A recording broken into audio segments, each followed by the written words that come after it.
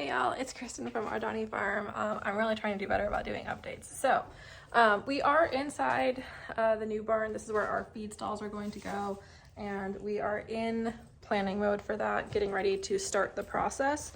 So we just mapped out where all the feed stalls are going to go. I am absolutely not good at spatial reasoning, so I have to be able to see things. I can't just say like, oh, they're going to be 3 feet and they're going to be 10 feet long and they're going to be, I need to like actually lay it out. So I'll drop a picture here of what that looks like.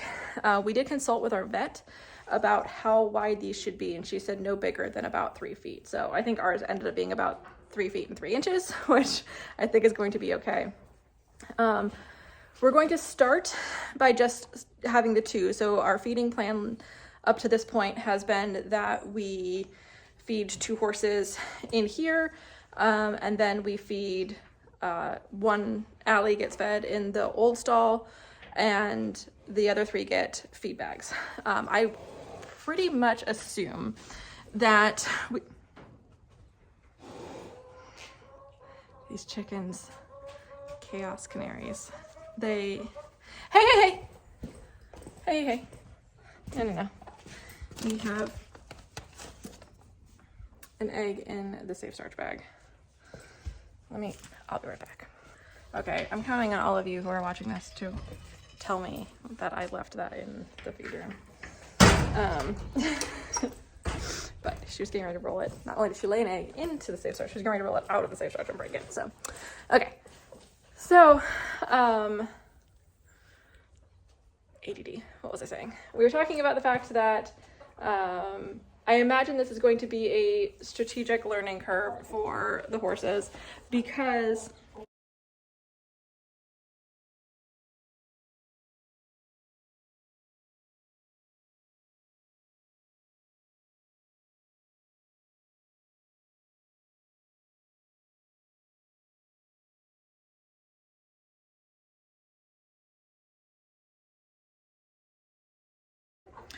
okay, we're back.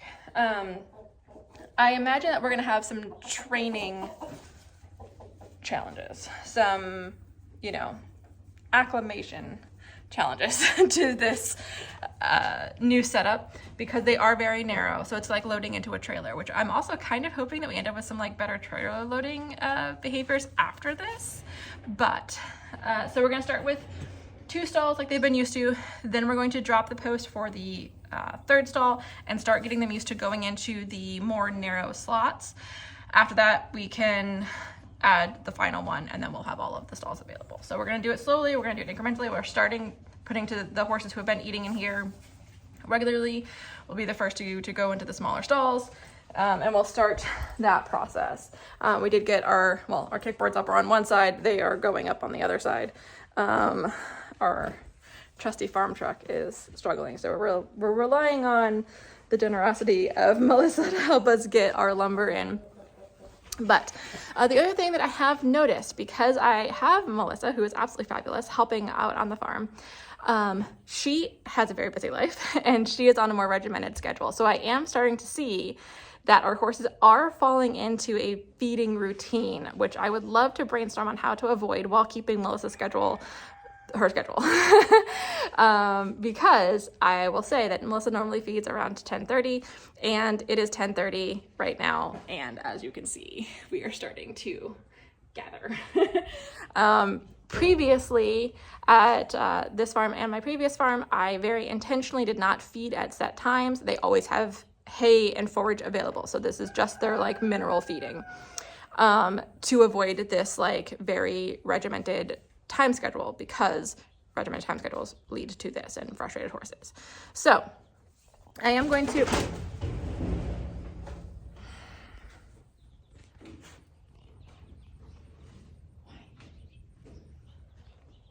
we have 5 acres. Why are they always where you're trying to be? Anyway, so I will probably go out to kind of display this. I'm gonna, God.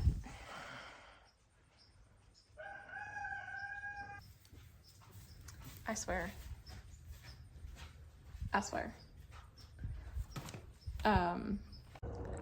Hey Hey y'all, it's Kristen from our Donnie farm. It's actually been a few days. It is the day after Thanksgiving, and we have had our first real frost, and everything is frosty, but ponies are all doing really well. I'm off today from my day job. So on days like this where I have the time, I like to spread loose hay several times a day versus doing the hay nets, because it definitely gets them moving more, and I like to give their necks a break from the hay nets too. I still have some hay and hay nets from last night, which is lovely to see, but I think they're gonna appreciate try to do that one-handed. I think they're gonna appreciate the bonus hay. So also our golf cart is currently out of commission. I think that's on the list of things to do today, is try to get that working again. So back to hoofing it with the, with the cart, which is fine. So I'm gonna take this out back for them. Man, lots of poop last night. Good to see. So with these changes in weather, you know, we're always kind of on colic watch. So I think it's extra important to get them moving and drinking. Everyone will get probably a little extra salt today in their feed, and everything will be extra mushy. Their feed gets soaked anyway, but I'll probably feed the feed bag crew in their buckets today so that they get extra water. Just to kind of, honestly, probably mostly just to ease my mind more than anything it's like actually doing for them. But, you know, I tell people all the time, and they're like stressed about blanketing or whatever, I'm like, if it helps you sleep at night, then it's worth it. So I will give them their extra soupy lunch, and it'll help me sleep at night. So here they all come.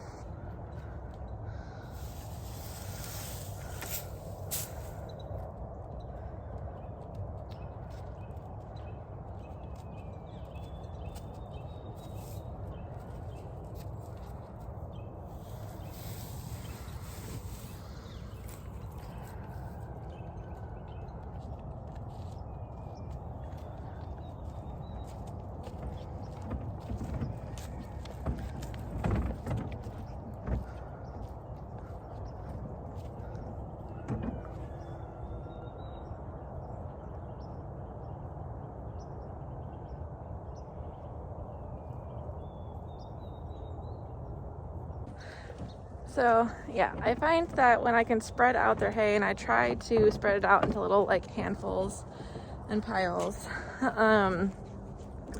they do actually spend more time in a more natural grazing head position and all of that. So you know, I think there's pros and cons to everything. Obviously slowing them down with the hay nets is definitely advantageous most of the time. On the days that I'm here, and we're gonna be working outside most of the day, finishing the beet stalls, which we got one up and we've been testing it, and so far so good. So I think we're working on that project, so I'll be out here. If they start to run low on hay, I can go ahead, and this was just half a bale, and I can put out a couple half bales. When I do this, I find they just kind of spend more time walking around and looking for food and checking things. And again, they still have some hay in the nets from last night, so as this wears low. But I think anything we do to keep them moving, eating, drinking, all that fun stuff, especially as our weather changes. Didn't realize we're supposed to get our hard freeze tonight going into tomorrow, so this one kind of took me by surprise this morning to walk out and see everything frosty. But it's gonna be in the 20s tomorrow, like tonight into tomorrow. But yeah, pick up some of these empty hay nets, and then I'm gonna go in and make breakfast for the people. And then I'll come back out and do barn chores. But love to see all the poops. It's definitely, of course, people are weird. It's definitely a good sign. Lots in the middle part of the truck. I'm not sure what party they had in there last night, but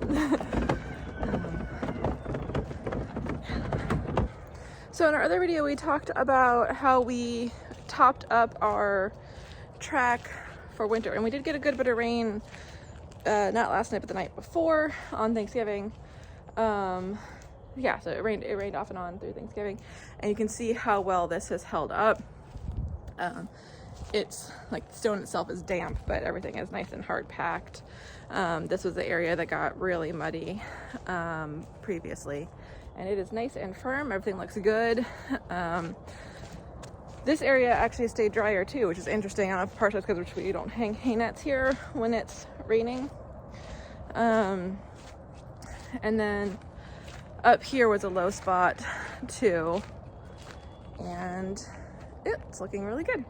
So again, it looks wet because the sand is wet, but it's nice and firm, and the wheelbarrow just doesn't get stuck and all that good stuff. So far, fingers crossed, things are looking a lot better this year. So I'm proud of the investments that we've put in to this. But those of you who are in similar climates, it was not an insignificant amount of money. So worth every penny. I'm glad we did it, but definitely something to consider if you are in a low-lying, wet area. But I'm just really loving our goldenrod has gone to seed, and there was a part of me that was very sad about that because I just loved their brilliant gold flowers. I just thought it was so majestic. I was a little bit bummed. I'm like, oh, they're kind of past their prime, and they've gone to seed now. But, and I don't see any out at the moment. Probably could still a little chilly. But the goldfinches are eating the seeds and flitting about, and so just a whole new type of beauty has come since they've gone to seed. So now they are actively feeding the birds, which is beautiful. We're part of the Elizabeth River Foundation, which is our watershed. They are a nonprofit located in Norfolk, Virginia, which is just up the road from us. They have a program where they will give you a free native tree. And I talked to them, and I participated last year. It's where I got my red bud. And they said, as long as we have more space, we can get another tree. So they gave us a beautiful river birch. So we planted that, and I will give him a little extra water today too, just to make sure that he's doing okay. So we've added the river birch. We have a few trees that are popping up in the kind of our wild area. And hey Fred, good morning, bud. And so we're kind of thinking through the future about what that area is going to look like, and I think it's gonna be really pretty as we start getting more trees growing up in there. And those sweet gums are really fast growing, which is lovely.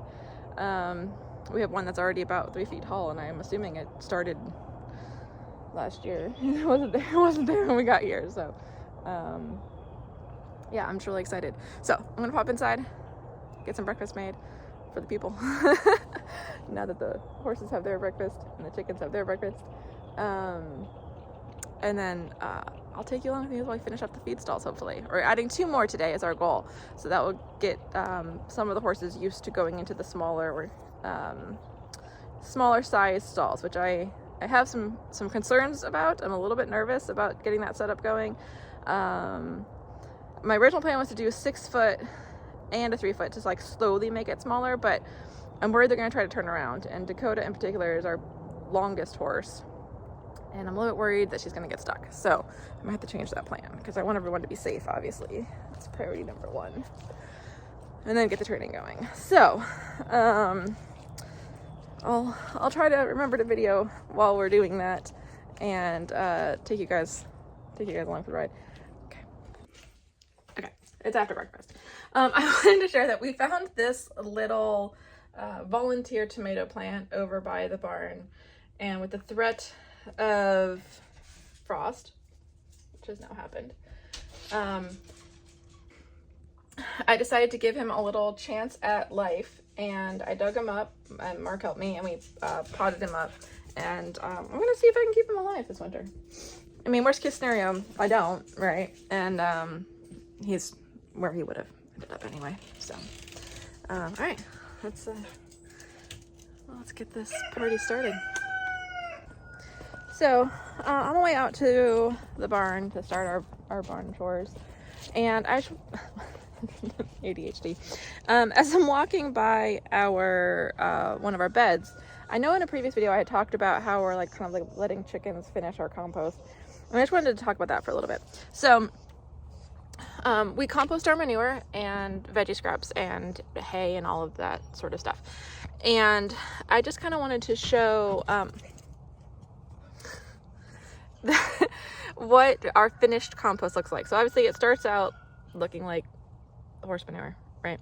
And then we let it compost and we turn it and let the chickens turn it out in the field, and it hangs out there for a few months, and then we put it into the beds, is what we're currently doing.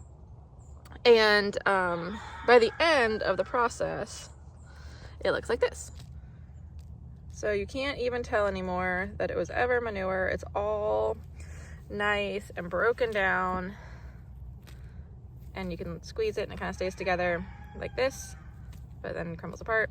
So this is what our finished process looks like. And again, it smells nice, it smells earthy. And this is getting ready to get planted in. The sticks that are like kind of popping up, or honestly what was in this bed before we laid this down. So these are our old tomato stalks from the summer.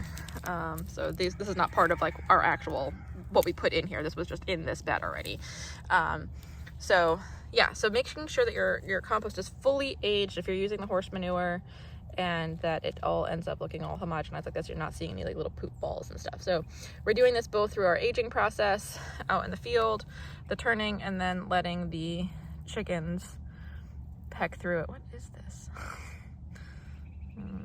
Some sort of peach pit or something. Anyway, yeah, so just wanted to share what that looks like when it's all fully broken down. Also, it's very chilly because it's been frosty.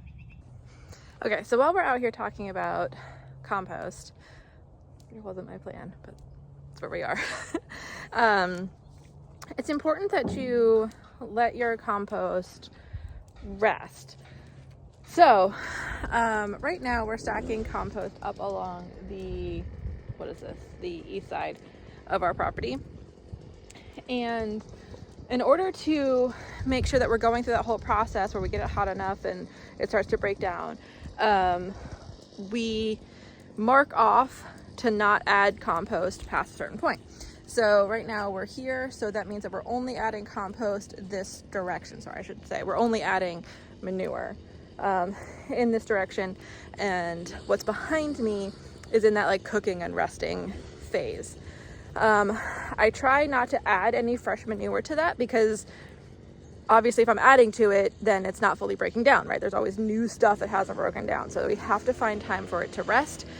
And the only exception to that is that sometimes the horses poop on it, which is actually super interesting, right? So we're piling some manure here, and several of our horses actually do, you can see, poop right next to where the compost is, where the manure is stacked, which is handy in most circumstances. But when they're doing it down there where we're already resting, I try to pick it up in the wheelbarrow and move it up here. It's also important that it's high enough. So in order to build up enough heat to break things down, it has to be about 3 feet high and 3 feet wide. So as the chickens come through and scratch through it and break it down, I do come back in and pile it back up, which is turning it during that process, which is super helpful. So again, this is the pile that we're working on now. We're stacking it up, and we'll continue working it down this way as that ages. And I believe that that pile is destined for the orchard for the spring. So that's been, it's been a few months that we've started kind of working past where I put our little step-in post in the ground to not add any more manure to that. So then it'll finish composting when we do the big move. It'll be obviously a big, nice big turn, and we'll stack it over here, and it'll finish composting in place over there the same way that the ones in the garden bed finished in the garden bed with the chickens going through it. So just want to give a little insight on that. Also, if you're composting manure from horses, I guess, or cattle or anybody else, Making sure that you're using organically grown or non-herbicide sprayed hay. We ran into last year where our hay that we bought commercially was sprayed with Grazon, and it absolutely stayed in the compost and ruined our garden. So we are so lucky to be working with Mark out, he has a farm out in Virginia Beach, so he's growing all herbicide free. And so our hay does not have any Grazon sprayed on it, which means our manure is safe. The horses are currently getting a little bit of alfalfa, which does tend to be heavily sprayed. So I am concerned about that, but at least for the most part, the vast majority of their diet is not sprayed. So but yeah, so making sure that your compost, your manure, your veggie scraps, all that stuff has time to rest. If you're just adding to it continuously, there's always going to be fresh material in there, and that can be too hot for your garden. So even piles of poo need time to rest. So we definitely do too. All right.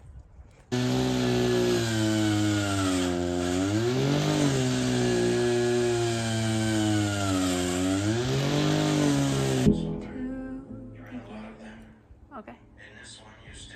Oh, that one. Okay.